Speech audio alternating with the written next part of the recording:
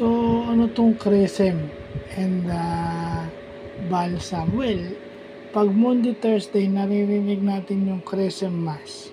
So, yung Mass of the Lord's Supper, ang tawag doon is Cresem Mass. Yung sinabing Cresem, ito yung mixture of oil and balsam na ginagamit sa anointing of the sick sa Catholic Church, sa mga Anglican Church at sa Eastern Orthodox Church.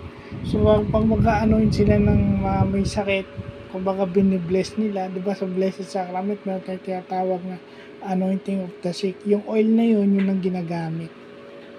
Pagpahid ng langis nyo sa may sakit. And then yung balsam, yun daw yung parang mabangong substance na parang bulaklak siya na may mabangong substance for medicinal and cosmetic purposes. Kumbaga yung balsam, yun ang nagbibigay sa kanya ng mahalimuyak at maamong amoy. Yeah. So kaya pala ang bango-bango nung pinapahid ng pare pag nag-anoint siya ng may sakit. Kadalasan, yung anointing of the sick kasi kadalasan sa mga naghihingal yun. Pero usually, pwede mo rin gamitin yun kapag pagalingin yung taong may terminal na sakit po, pwede rin. Kasi kadalasan nasanay tayo na ipinapahid lang yun sa mga mamamatay na. Pero pag sinabing anointing of the sick, pagpapahid ng langis doon sa mga may sakit.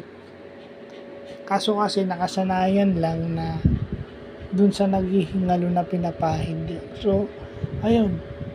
Another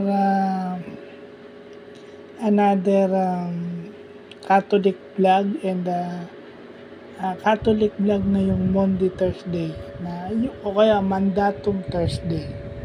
Kaya nga Monday, Thursday ang tawag. Ibig sabihin nun Monday, Thursday. Monday means Monday. So, yun lang po.